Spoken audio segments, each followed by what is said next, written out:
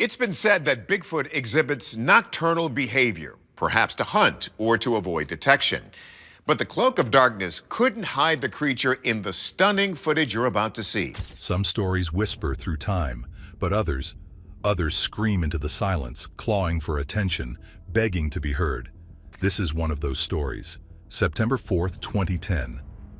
The Canadian wilderness stood still, mist clinging to pine trees like breath on glass. The air was sharp, tinged with pine and promise. A couple in love, Jonathan Jette, 34, and Rachael Bagnall, 25, set out for what should have been a peaceful escape. 3 days in nature, a break before life's next chapter. But instead of a return, came a disappearance. No goodbyes, no trail. Just a vanishing act that would baffle investigators and chill even the most hardened searchers. And yes, something else. Something lurking just behind the camera lens. A simple plan. It all started with a 26-kilometer challenging trek. Nothing these two hadn't done before. The trail snaked through the wild beauty of British Columbia, ending at the glassy stillness of Valentine Lake. It wasn't just a hike. It was a farewell. One last breath of untouched wilderness before life moved on. Rachael had committed herself to volunteer work at a children's welfare center. Her heart was already half there, ready to trade mountain paths for healing hands. Jonathan, ever the planner, had a return flight booked. His schedule back in the US awaited, with meetings, structure, and routine. So, this trip? It was meant to be simple. 3 days off the grid. Just them, the trees, and the silence of the mountains, a reset.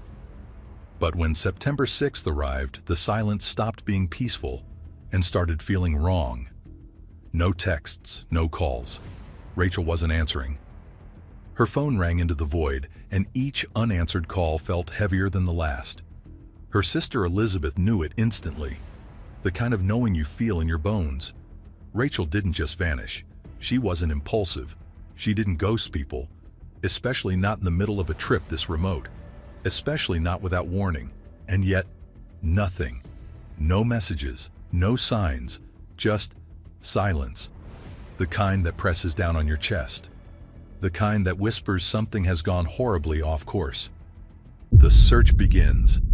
By September 8th, the quiet had stretched too far. It wasn't just an uneasy feeling anymore. It was a scream without sound. Elizabeth, holding on to hope, made the call no one ever wants to make. She reported her sister missing. That single action set a massive chain reaction into motion.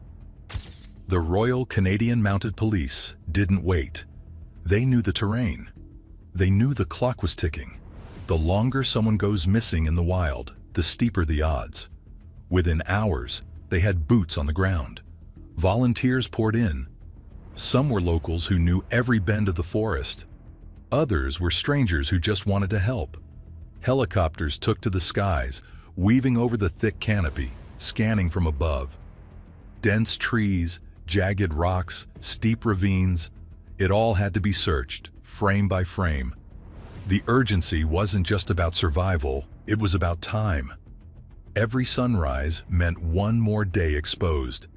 Then, they found something. At the base of the mountain, along a narrow, dirt-choked trail, was Jonathan's Toyota sedan. Unmoved, unbothered. It didn't look crashed. It didn't look tampered with. It just sat there, still, waiting. The doors were locked, but when police accessed the vehicle, they discovered two things.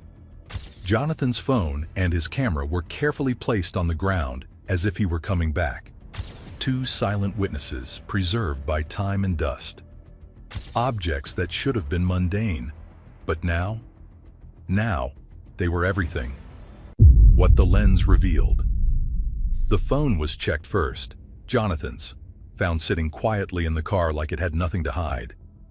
Investigators combed through the call logs, texts, and location data, but it gave them nothing of value. Its last ping was dated the morning of September 4th. Routine messages, a few missed calls, a handful of work-related check-ins. Nothing frantic, nothing fearful, just normal. But the camera? That's where the silence broke. At first it seemed harmless, just memory card snapshots of a couple embracing nature. Wide open shots of British Columbia's emerald valleys, winding trails lined with sun-soaked pines. Jonathan and Rachel, smiling. But the beauty didn't last. Tucked between those peaceful memories were two images that didn't fit. Not at all. The first, uneasy from the moment it loaded, was of a tree, or what used to be one. Now it stood twisted, splintered down the middle, its trunk mangled as though something massive had plowed through it. No storm damage had been reported in the area, and no one could say for sure if wind could do that. Maybe it was lightning, or a bear, or something stronger. Then came the second photo, and that's when hearts began to sink. A bear, mid-step, caught on camera with its paw just slightly lifted, frozen in time. But something was off. It wasn't the bear itself. It was how it was photographed. The angle was low, tilted, like someone had crouched down, maybe to hide. The focus was shaky, and the framing didn't center the bear. It avoided it, almost like the person behind the lens didn't want to be seen. The bear wasn't looking at the camera, but the camera was looking at it, from the side, from a distance. Search teams, hardened by years in the wilderness, felt the prickle of unease creep in. These weren't just wildlife shots, these were warnings captured in stillness. It wasn't just what the camera showed, it was what it implied. Something had changed out there, and the lens had caught the moment when wonder gave way to worry. Visitors at the window. Then came the videos. Footage recovered from the camera, time-stamped, unedited and raw, offered the kind of detail that still photographs never could. The first clip, marked as the night of September 3rd, appeared to show nothing extraordinary at first glance. The camera sat still, likely positioned on a desk or nightstand inside Jonathan and Rachel's modest hotel room. The room was quiet. Nothing stirred.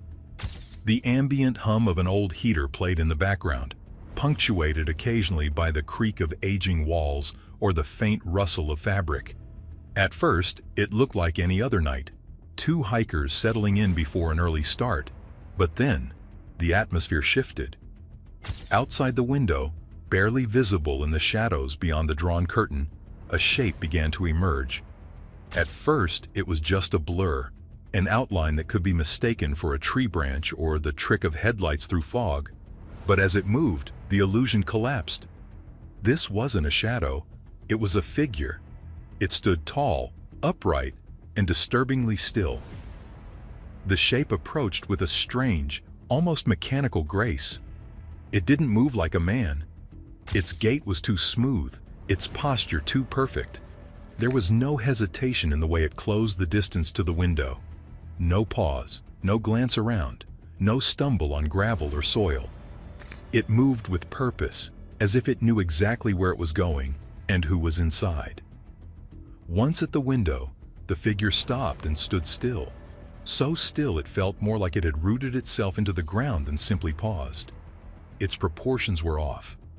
Too tall for a man, too narrow in the shoulders, and the limbs, especially the arms, seemed unusually long, as if stretched beyond what the human frame could support. It didn't knock, it didn't call out, it didn't try to make itself known in any way, except by watching. From behind the glass, it stared into the room. No face could be clearly seen. The lighting didn't allow for that much detail, but the intent? That was unmistakable. It wasn't a curiosity. It wasn't confusing. It was focused, deliberate, cold. After what felt like an eternity, the figure reached forward, its hand extending slowly toward the window latch. That's when the most horrifying detail emerged. The hand was massive, easily twice the width of a normal human's, and the fingers were grotesquely long. They didn't move with the fine control of human digits, but more like tendrils, curling awkwardly around the metal latch as if mimicking a motion it had seen before but never performed. The handle jiggled. Once, then again, but the latch held. The window didn't open, and so the figure simply rested its hand against the glass. The skin, or whatever covered it, left faint smears on the pane. Not like fingerprints, but smudges, The fingers splayed wider than any human should. The pattern they left behind was chilling. Then, as quietly as it had arrived, the figure pulled back. No sudden movements, no rush. It simply faded from the frame, retreating into the shadows from where it came. The room, once again, was still. But the silence it left behind was different now because something had come to that window. Something not quite human. And the worst part? It didn't break in because it didn't need to. The panic call. After Jonathan and Rachel's disappearance, the investigation led authorities back to the inn in Tun, the last place they had stayed before stepping into the forest. That's when the innkeeper, now drawn and visibly disturbed by what had happened, handed over a second piece of evidence, footage from the hotel's security camera. There, captured in grainy black and white, was Jonathan. Standing alone in the dimly lit lobby, visibly shaken, he clutched the phone with both hands as he spoke rapidly into it. His voice, though muffled on the recording, carried a tone of urgency that couldn't be mistaken. This wasn't a man exaggerating or imagining shadows. He was scared and trying very hard not to be. He was calling the police. He told them someone or something had approached their window in the dead of night, that it wasn't a prank and it wasn't a bear. The proportions, he said, were wrong. The movement was unnatural, and the attempt to open the window was deliberate. The authorities responded that night.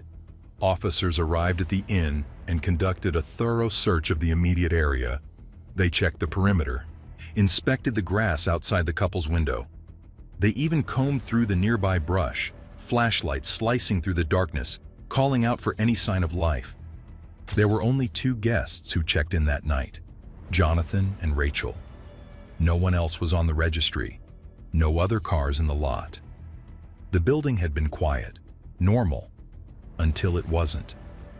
The footage from both the couple's camera and the hotel's surveillance system was handed over to investigators, cataloged, filed, and, eventually, forgotten. Until something else happened. 12 years later, in 2022, the story twisted again. The innkeeper, the same woman who had provided the footage and vouched for Jonathan's fear, vanished. She was last seen locking up the inn at night, just like she had for years. No struggle, no forced entry, no note left behind. She simply disappeared. One night, she was there. The next morning, gone. No calls, no clues, just a locked door and an unanswered question echoing through the empty halls of that same building. And once again, the mountain said nothing. An unforgiving wilderness. As the weight of the case deepened, what began as a missing persons report rapidly escalated into one of the largest wilderness search operations in the region's recent history. Within hours of the official report, the Royal Canadian Mounted Police activated a full-scale response. Helicopters were dispatched to scan the vast expanse in the surrounding valleys. Flying low and slow, they traced every curve of the terrain, using high-resolution cameras and heat sensors in the hope of spotting a campsite, a signal fire, or even just movement below the dense canopy. On the ground, dozens of trained search and rescue personnel fanned out into the forest, accompanied by volunteers, park staff, and local mountaineers familiar with the landscape. Still, nothing. No dropped gear. No torn fabric caught on a thorn. No footprints leading away from any known path. The mountain gave up nothing. And yet, in October, weeks after the official search was called off, one item surfaced. A pair of sunglasses resembled a pair Rachel was believed to have owned. Finally, a clue. But that hope was short-lived. Further investigation revealed the sunglasses belonged to another hiker entirely. Someone who had passed through the area months earlier and had been accounted for. The small spark of progress flickered and went out. But then came the footprints. They were found in soft earth along a less traveled fork off the main trail.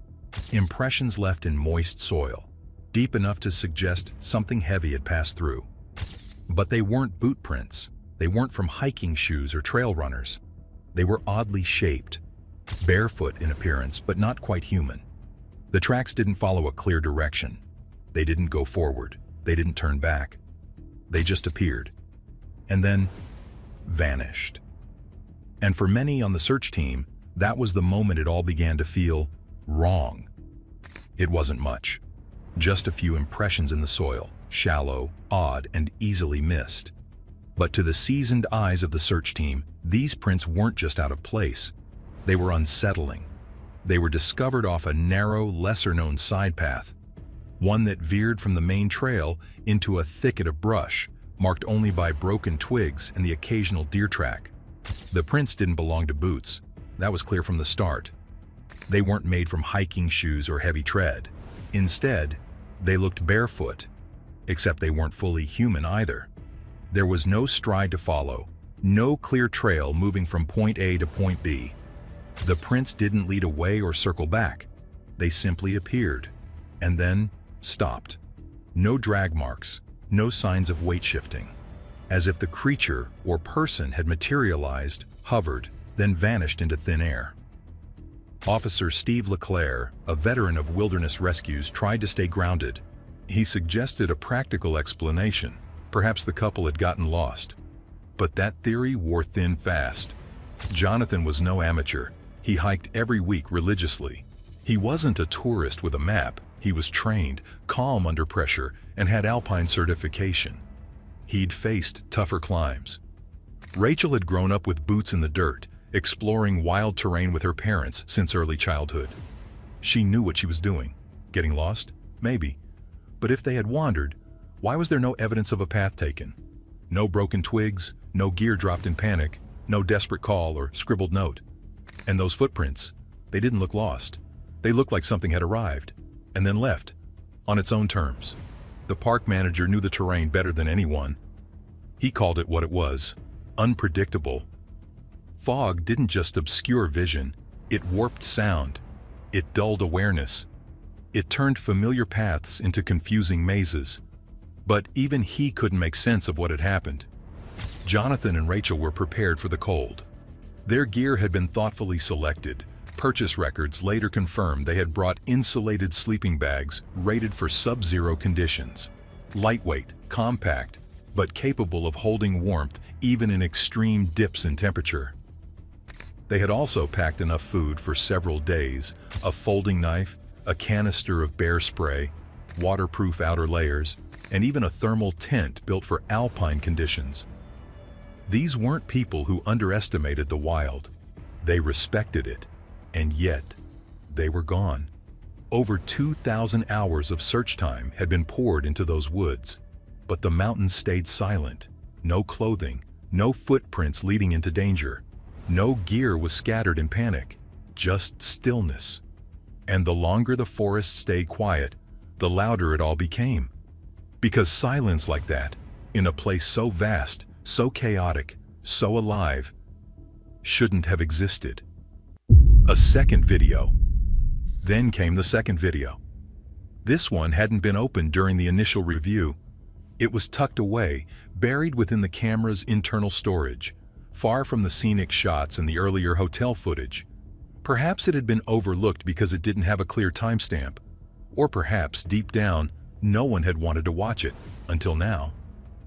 The moment the file loaded, the atmosphere changed. This was no still image, no quiet interior. The video opened mid-movement, shaky, jarring, unfocused. The lens bobbed with each step as Jonathan or Rachel moved quickly through the undergrowth. It wasn't clear where they were, but the terrain was rough, the brush dense, and the air heavy with tension. You could hear their breathing, labored, short, nervous. And then came the sound, a whistle. The camera jolted. Whoever held it had stopped. They turned, slowly, trying to catch a glimpse of whatever was making the noise. The forest in the frame stood still, but it didn't feel empty. The silence wasn't peaceful anymore. It was loaded, watching. And then, the camera caught it. A figure. It stood several yards away, partially obscured by the trees, but visible enough that its presence couldn't be dismissed as shadow play or imagination. Its stillness was more terrifying than any movement might have been. There was no shake, no aggression, just observation. The lens captured it for a few seconds, enough to register its size, its posture, the sheer impossibility of its presence. The figure didn't approach, it didn't flee, it didn't do anything. It simply watched. Then, without warning, the footage cut to black. The Bigfoot theory. That was the moment everything changed. Before, this had been a tragic wilderness mystery. 2 hikers go missing. Maybe they got lost. Maybe it was an animal attack. Maybe they slipped somewhere no one could reach. But now, there were footprints that didn't match any human shoe. Trees that looked like they had been torn apart by force, not weather. Eerie sounds, unnatural calls. Animals fleeing before anything could be seen. A hotel encounter no one could explain. And now, a massive figure in the forest, silent, calculated. It all pointed to a theory most investigators refused to entertain, but others did. Among them was Tom Powell, a former science teacher and longtime field researcher into cryptid behavior. Powell didn't paint Bigfoot as a monster or a rampaging beast. He described something far more nuanced and far more chilling. Bigfoot, he claimed, didn't act without purpose. It didn't attack unless provoked. It watched, it followed, it sent warnings. And when you pushed too far into its territory, then it disappeared. And sometimes, so did the people. Among the countless theories proposed, one emerged that struck a particular nerve, not just with online sleuths or wilderness researchers, but with the investigators and the families themselves. It was an idea that haunted them long after the evidence was reviewed, and it began with a single chilling question. What if the figure outside that hotel room wasn't just a stranger? What if it had followed them? What if the creature that pressed its hand against their window was the same silent figure later captured in the forest, waiting, watching, perfectly still? The suggestion wasn't as far-fetched as it sounded. In fact, some cryptid researchers have long speculated that Bigfoot does not operate alone. Reports collected over decades describe sightings not as random, isolated flashes of movement, but as patterns, interwoven behaviors involving observation, territorial pacing, and even coordinated presence. Some believe they travel in pairs or small groups, moving silently under forest cover, tracking from a distance, never too close, but never too far. And if Jonathan and Rachel had somehow entered such territory, had disturbed something not meant to be found, the consequences wouldn't have come in the form of an attack. They would have come slowly, in silence. When searchers located the couple's car, untouched and quietly resting where it had originally been parked, one thing became immediately clear. At some point, Jonathan and Rachel had made it back. They had returned from the woods. Jonathan's camera and phone were still in the car, resting calmly in the console. No signs of struggle, no indication of hasty departure, which raises the question, why leave the equipment behind? We'll likely never know. What we do know is this: one of them returned to the trail, and they never came out again. Jonathan Jette and Rachael Bagnall were not thrill-seeking adventurers chasing a high. They were thoughtful individuals with steady hands and clear futures. Rachel was in medical school. She had dreams of helping children, of dedicating her life to care. Jonathan worked for the U.S. government, a man of structure and purpose. They shared a bond grounded in something deeper than romance, shared values, shared vision. They had plans, a future. They were preparing to marry. And then, in one stretch of forested silence, everything stopped. Their disappearance is not just another unsolved mystery. It's a heartbreak frozen in time, a story interrupted without an ending. We often say the woods are quiet, but it's not true. They hum, they breathe, they remember, and sometimes they take. What happened to Jonathan and Rachel may never be fully understood, but one thing is certain: whatever followed them out of that forest might still be watching.